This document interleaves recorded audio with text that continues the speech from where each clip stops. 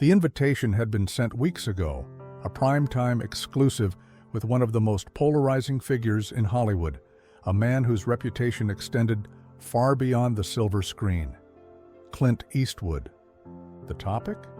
The recently declassified JFK assassination files, documents that had been buried for decades, their release sparking a storm of speculation, conspiracy theories, political cover-ups, shadowy government dealings, the kind of material that sent shockwaves through Washington. The mainstream media had been scrambling to control the narrative, eager to dismiss any suggestion of foul play. And that's where the host came in. Elliot Grayson, a left-leaning political commentator known for his sharp tongue and thinly veiled contempt for conservatives. He had made a career out of tearing apart right-wing figures, cutting them down on live television with a mixture of snark, data, and well-rehearsed sound bites. To him, Eastwood was a dinosaur from a bygone era, a relic of Reagan-era conservatism that had no place in today's political discourse. He expected an easy win. But Eastwood, he wasn't coming to play games. The moment Clint accepted the invitation, the network went into overdrive.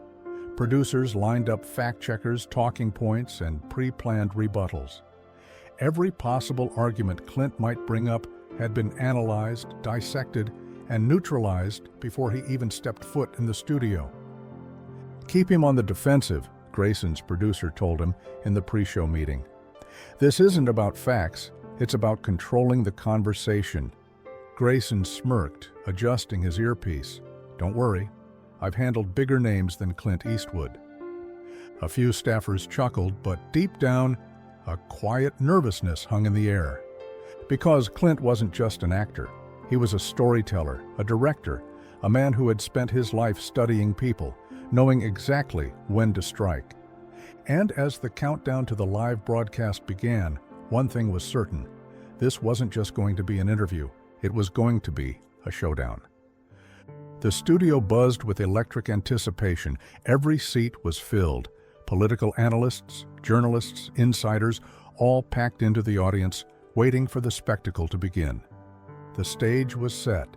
The lights burned bright. The cameras were locked in place.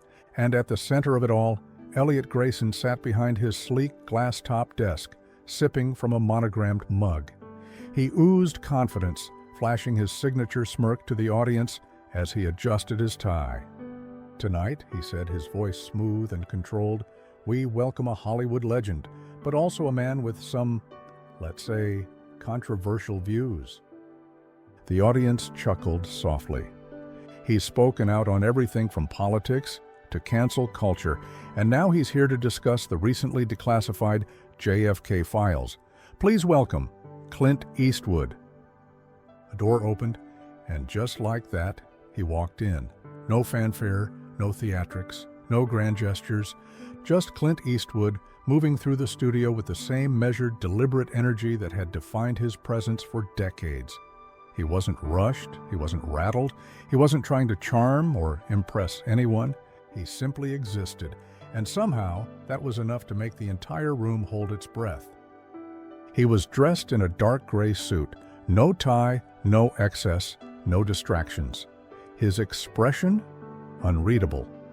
And as he approached the host's desk, his icy blue eyes locked onto Grayson's. That's when the shift happened. The audience felt it. The producers felt it. Even Grayson felt it. Because in that single moment, it was clear. Eastwood wasn't the one on the defensive. The balance of power had already begun to tilt. Grayson leaned forward, his smirk still in place, though a flicker of something else crossed his face. Something no one in the room expected to see. Hesitation. And as Eastwood settled into his chair, exuding nothing but quiet, controlled power, everyone knew one thing for certain. This wasn't going to go the way Grayson had planned. Elliot Grayson leaned back in his chair, confidence radiating from his polished exterior. This was his turf, his show, his moment to control the narrative. He had bested senators, humiliated CEOs, and turned presidential candidates into laughingstocks, all with the same playbook. Tonight would be no different. A slow smile spread across his face as he shuffled his notes, carefully choosing his words. "Now, Clint," he began, voice smooth, condescending, "you're a legendary filmmaker, an icon in Hollywood, no doubt about that. But let's talk about something serious, these JFK files. They've stirred up the usual, let's call them, enthusiasts. You know, the ones who spend their nights on message boards, connecting dots that aren't there." A soft chuckle rippled through the audience, mostly from the usual media types in the front row. Grayson's grin widened, sensing an opening. "The truth is, we've known for decades that Lee Harvey Oswald acted alone. Every major investigation has confirmed it. But for some reason, people, particularly on the right, just can't let it go. It's always the deep state or some grand conspiracy that somehow vanishes the moment you ask for actual proof." Another chuckle, but it was thinner now, forced.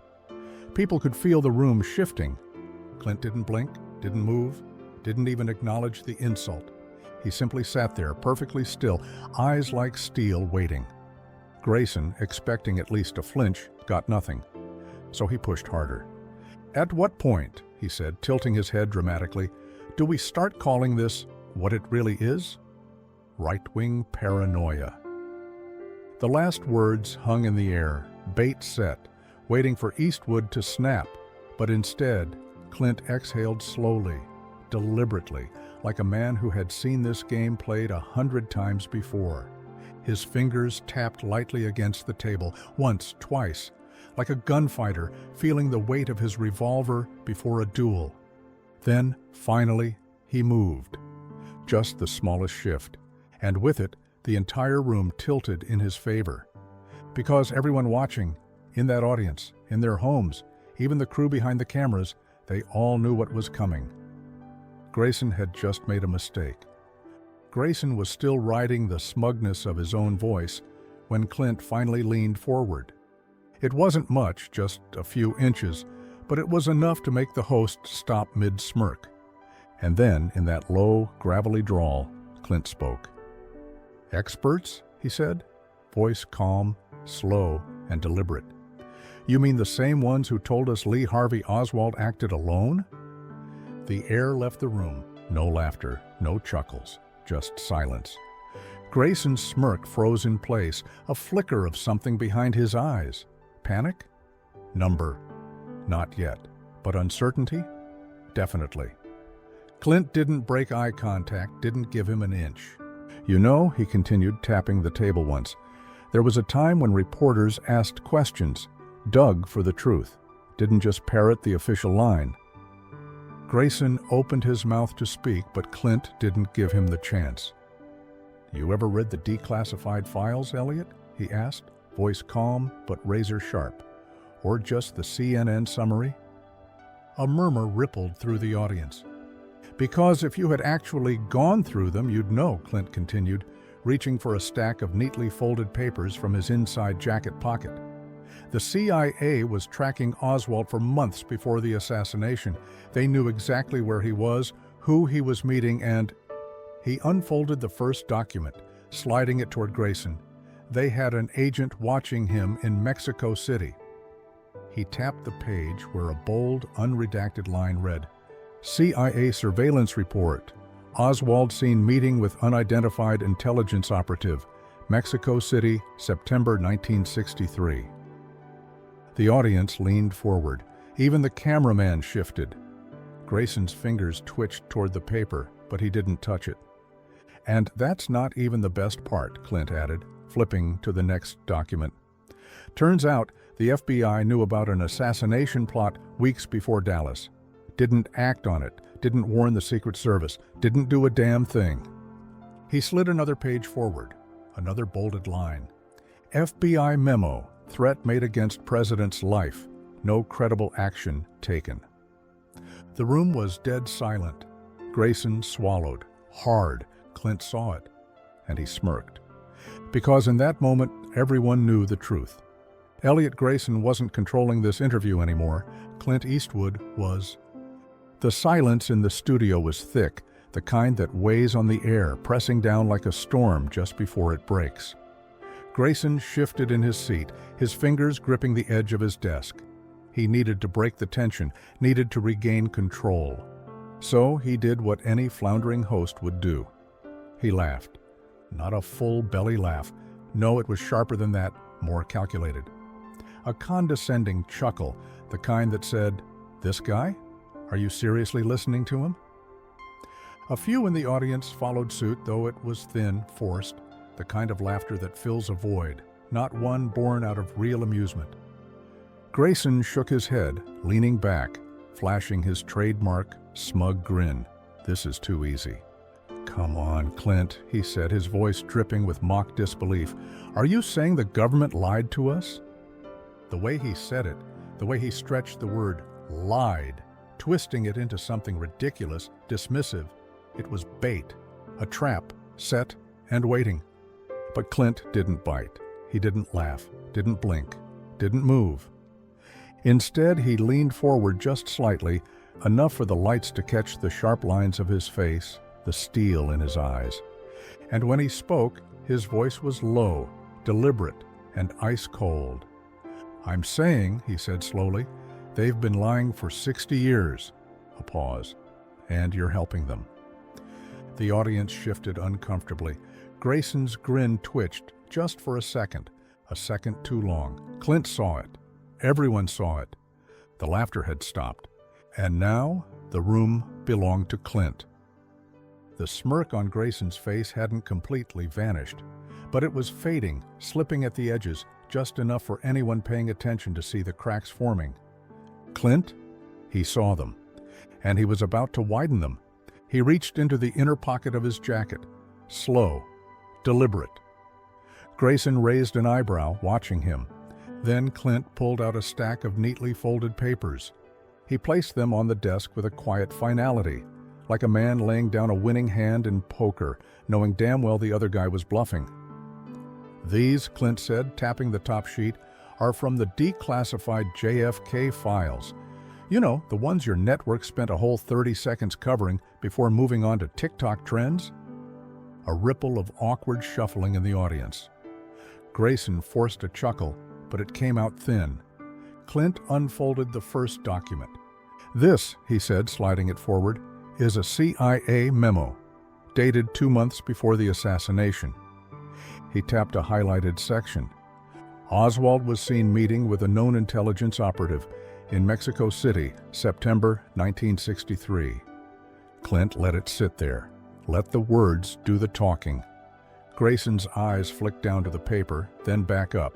He didn't touch it. Clint tilted his head. "Strange, huh?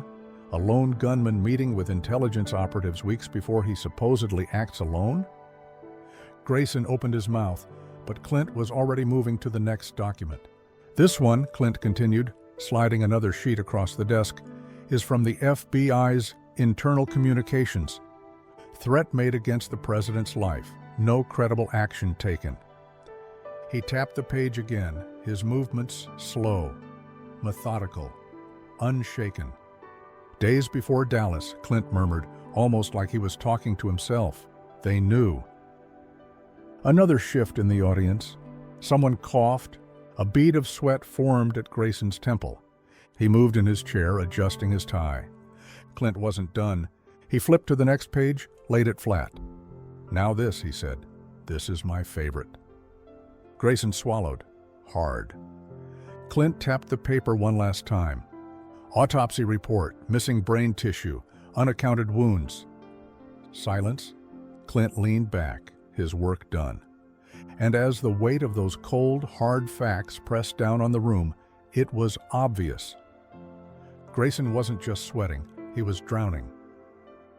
Grayson could feel the interview slipping. No, not slipping. Spiraling. This wasn't how it was supposed to go. Clint was supposed to be on the defensive, fumbling for answers, not calmly dismantling decades of official lies in front of a live audience. He had to shut this down. Fast.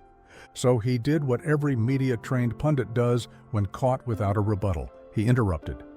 All right, Grayson cut in, waving a dismissive hand, as Clint slid another document across the desk. "We all know how rumors spread, Clint." His voice was sharper now, a little less controlled, but he kept his smile in place, that smug, condescending grin that worked so well against politicians and activists. The audience felt the shift. "This is the problem with these so-called leaks," Grayson continued, his voice taking on a rehearsed rhythm. "Documents don't prove intent. A memo here, a missing record there, it's all just speculation. If there was really some grand conspiracy, someone would have come forward by now." He thought he had landed the punch. He thought he had Clint cornered. He thought wrong. Clint didn't react, didn't rush to respond. Instead, he let the silence stretch just long enough to make everyone in the room feel it. Then, finally, he leaned forward, and in a voice low, calm, and edged with something dangerous, he said, "You sound just like the Warren Commission." Gasps. The audience stirred, the weight of that sentence hitting like a hammer. Even Grayson, for the first time in the entire interview, flinched. Clint sat back, watching, waiting, because he knew, everybody knew. The Warren Commission, the official investigation into JFK's death, was a sham. A rushed, flimsy excuse to close the case and silence the questions before they ever started. And now, on live television, Elliot Grayson had just aligned himself with it. The host forced a chuckle, but it sounded hollow, forced. "Well, Clint," he muttered, adjusting his tie, "that's quite the accusation." Clint just stared at him, because in that moment, the audience wasn't buying it anymore. Grayson had lost them. The interview had turned. Grayson knew it. The audience knew it. Even the producers in the control room were probably sweating through their earpieces. But Clint, he was just getting started. He exhaled slowly, tapping a finger against the stack of documents. "You know what's funny?" he mused, his voice steady. "There was a time when journalists actually asked questions." He looked Grayson dead in the eye. Now, they just read scripts. Boom! The reaction was instant. A few scattered murmurs, a shift in the seats. The undeniable feeling that something had just cracked. Grayson blinked. His usual composed, media-polished mask was slipping. Clint kept going. "You know, in 1964, after the Warren Commission released their report, most reporters didn't question a damn thing." He gestured to the audience. They just ran the headlines. "Oswald acted alone. Case closed." He leaned in slightly, just enough to make the host uncomfortable. And then, in 1979, the House Select Committee on Assassinations reopened the case and said, wait for it, there was probably a second gunman. He let it sink in. The audience was locked in now. Grayson looked cornered. "Yet, somehow," Clint continued, "nobody talks about that." He glanced at the cameras, his voice dripping with quiet sarcasm. "Guess there wasn't enough room on the teleprompter for that part, huh?" A ripple of low gasps, a few heads nodding. Grayson's jaw tightened. He was out of tricks. He had planned for a debate. He had not planned for Clint Eastwood to drag the entire media industry through the dirt on live television. For a long, stretched moment, neither of them spoke. And in that silence, one thing became very, very clear. Elliot Grayson wasn't just losing control of the interview, he was losing the audience. Grayson was floundering now, his once smug demeanor unraveling with every word Clint spoke. The audience wasn't laughing anymore. The illusion of control was slipping through his fingers, and Clint, calm, collected, utterly unshaken, knew it. Clint took his time, flipping through the pages in front of him. He wasn't in a rush.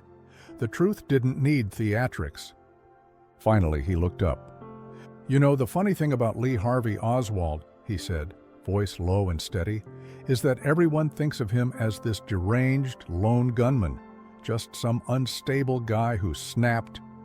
He held up a document. "But according to the CIA's own files, the ones they buried for decades, that's not the case." He tapped the page once, drawing everyone's attention to the bolded words. "Oswald under routine surveillance, Mexico City, 1963. A murmur rippled through the crowd. They were watching him, Clint continued, tracking his movements, monitoring his calls. He slid the document across the desk toward Grayson. Now, why would they do that? Unless they already knew who he was. Grayson swallowed, eyes flickering down at the paper. He didn't touch it. Clint pressed forward. And let's talk about what happened after Oswald was arrested. He turned another page. Did you know that within days of the assassination, at least 6 key witnesses died under mysterious circumstances? He didn't blink. That includes officers, reporters, and people who saw things they weren't supposed to see. A tense silence filled the studio. And of course, Clint continued, flipping to the final document, there's the biggest question of all. Another page slid across the desk. Jack Ruby's statement, "I silenced Oswald to spare Mrs. Kennedy the pain of a trial." Clint tilted his head slightly. That's the official explanation, right? That Ruby, a man with documented connections to organized crime, just happened to walk into a police station full of armed guards and shoot Oswald at point-blank range, all because he wanted to spare Jackie Kennedy a few bad news cycles. He let the absurdity of it sit there. Or, Clint said, voice sharper now, is it more likely that Oswald wasn't meant to stand trial? More shifting in the audience. Clint sat back, folding his arms. Oswald told the world on camera that he was a patsy, and judging by what these files say, he was right. The weight of those words hit like a hammer, and in that moment, the entire room knew one thing. This wasn't a conspiracy theory. This was a cover-up. Grayson was out of options. Clint had laid everything bare piece by piece in a way that couldn't be dismissed or laughed off. The audience was leaning in now, hanging on every word. He had to pivot, fast. "All right, Clint," he said, forcing a strained chuckle. "I'll admit that's some interesting information." He straightened his tie, trying to regain composure. But at the end of the day, he continued, "Why does this even matter? The past is the past. We have bigger issues today." For the first time in the interview, Clint moved fast. His eyes locked onto Grayson's. And then, in a voice cold as steel, he said, "If they got away with it then, what makes you think they aren't doing it now?" The entire crowd erupted. Applause, gasps, people shifting in their seats, whispering to each other. It was the one question no one in power wanted asked, because everyone already knew the answer. Grayson's face drained of color. He opened his mouth, but no words came out. Clint kept going. "You think corruption just stops?" he asked, his voice unwavering. "That the same agencies who lied about JFK, who covered up Watergate, who ran Iran-Contra, just suddenly got honest?" The audience was with him now. Clint leaned in again, his voice dropping just enough to make sure the cameras picked up every single word. "The only difference between then and now," he said, "back then, they at least tried to hide it." Another wave of murmurs spread through the room. Grayson was out of time. He had nothing left. No snark, no smug remarks, no control, because Clint Eastwood had just pulled the mask off. The air in the studio was different now. Grayson knew it. The audience felt it. Even the crew behind the cameras were frozen in place, unsure whether they were filming an interview or the public dismantling of the establishment. And Clint? He smelled blood in the water. He leaned back slightly, slow and steady, his fingers tapping against the table like a man calculating his next move in a high-stakes poker game. "See, Elliot," he said, voice steady but cutting. This was never just about JFK. Grayson swallowed hard. Clint tilted his head slightly, eyes locked in like a predator watching its prey. "It's about all of it." His voice dropped lower now, forcing everyone to lean in just to hear. "Look at what's happening today. The lies, the cover-ups, the corruption at every level." A pause, a beat too long. "Tell me something," Clint said, still in that slow, deliberate tone. When the media tells us an election was fair, or that a virus came from a wet market, or that wars start for humanitarian reasons, why should we believe them? Boom! The audience stirred. Some nodded, some exchanged glances. Nobody laughed. Grayson's jaw clenched. He was losing control fast. He started. But Clint didn't let him finish. You ever wonder why it's the same people, the same news outlets, the same intelligence agencies, always telling us what to think? Clint gestured toward the cameras, his voice picking up just enough edge to cut through the silence. It's because they count on people not asking questions. They count on guys like you, Elliot, to keep the narrative in check. Grayson's face was turning red now. Now, hold on. But Clint kept going. And every time someone steps out of line, every time a reporter digs too deep, every time a politician goes off script, he snapped his fingers. They disappear. A gasp in the crowd. A woman near the front covered her mouth. Grayson's breathing had changed. He looked down at his notes, but none of them mattered anymore. Clint leaned in, eyes narrowed, locked on. JFK was just the first warning shot, and we ignored it.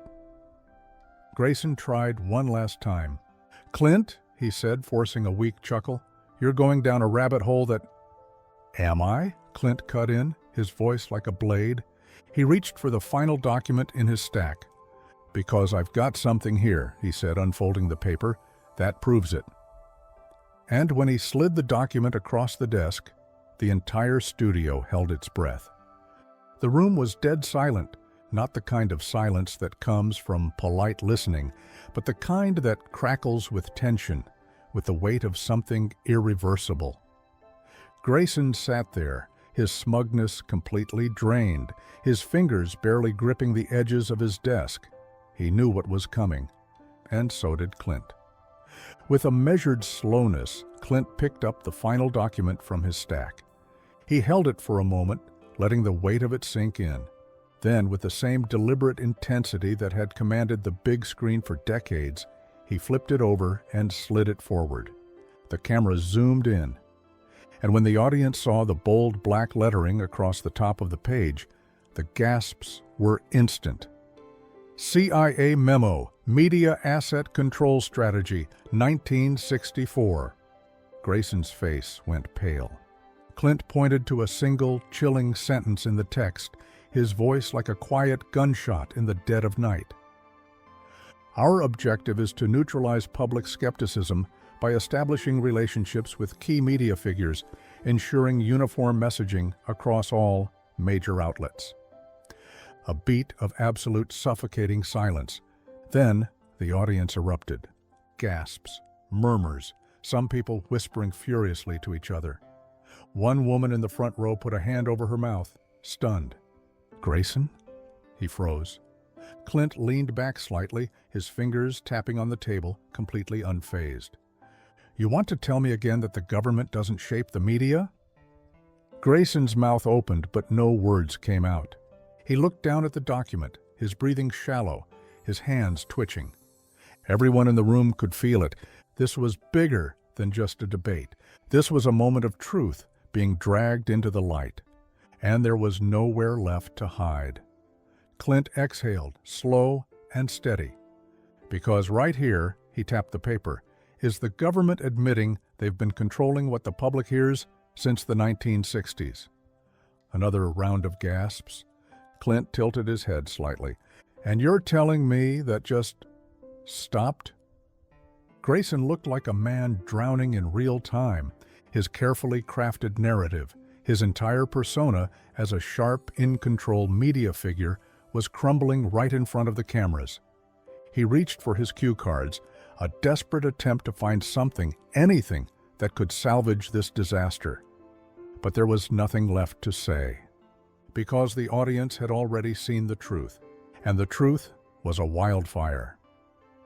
Grayson stared at the document like it was a live grenade that had just been tossed onto his desk. His mouth opened, then closed. The cameras were rolling, the audience was waiting. He had to say something.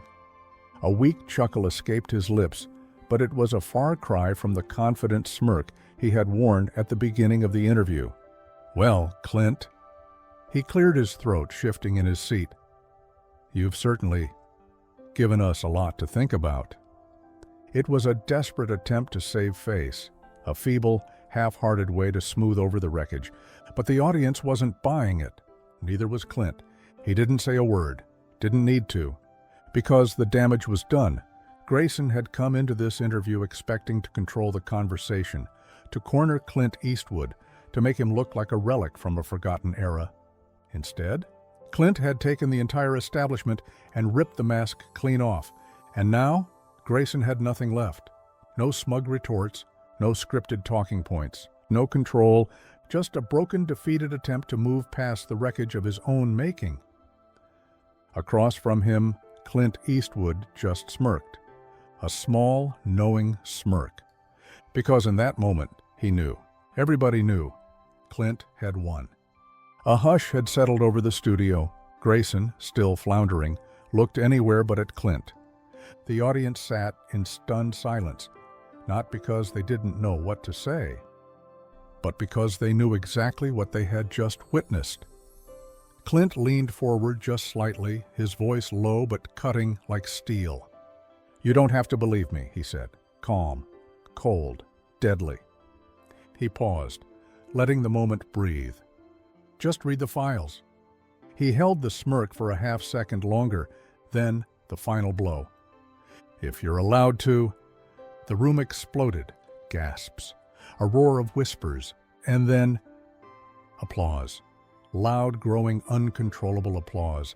People in the audience rose to their feet, even the ones who had been skeptical at first, even the ones who had laughed along with Grayson earlier, were clapping now, because they had just seen something real, something raw, something undeniable. Clint Eastwood stood up, smooth and unrushed, like a man who had done exactly what he came to do. He straightened his jacket, adjusted his cuff. Without a second glance at Grayson, he turned and walked off the set. The applause grew louder. Grayson? He just sat there, a broken man at a broken desk, staring blankly into the crowd as his own audience celebrated the man who had just dismantled him on live television. The cameras kept rolling. But the show was over. The moment Clint Eastwood walked off that set, the battle was over. But the war? That was just beginning. Within minutes, clips of the interview exploded across the internet. The moment Clint called out the media's lies? Viral. The moment he slid that classified document across the desk? Viral. The moment he delivered his final mic drop line, "Just read the files, if you're allowed to," it was everywhere. Twitter, Facebook, YouTube, TikTok. It spread like wildfire. Headlines followed.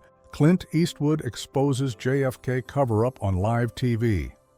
Legendary actor leaves liberal host speechless. The interview they don't want you to see. People who had never questioned the official JFK story before were now watching the clips, reading the files, asking the same dangerous question. What else have they lied about? The conservative media pounced. Commentators praised Clint for exposing the truth, calling him one of the last real Americans left in Hollywood. Tucker Carlson opened his show with, "Clint Eastwood did what the so-called journalists of today refuse to do. He questioned the narrative, and for that, the establishment is terrified." On X, formerly Twitter, Joe Rogan shared the clip with 3 simple words: "He's right." Podcasters, independent journalists, even former government officials started speaking out. The conversation had shifted, and the mainstream media, they were in full-blown panic mode. CNN ran a damage control segment with a panel of experts calling Clint's claims baseless conspiracy theories and accusing him of reckless misinformation. MSNBC hosted a special on the dangers of Hollywood actors spreading political disinformation. Grayson himself went into hiding. His show was flooded with criticism, his social media pages a disaster zone. The morning after the interview, his network put out a statement. "While we value robust discussion, it's important to remember that wild speculation about historical events can be harmful to public trust in our institutions. No one bought it, because it was too late. Clint's words had already awakened millions. The dam had broken. The truth about JFK's assassination couldn't be buried anymore. And deep inside the corridors of power, in newsrooms, intelligence agencies, political offices, the people who had spent decades silencing the truth realized they had just lost control of the story. Forever. Want to hear more of this? Then click on the video on the right-hand side, which is even more shocking.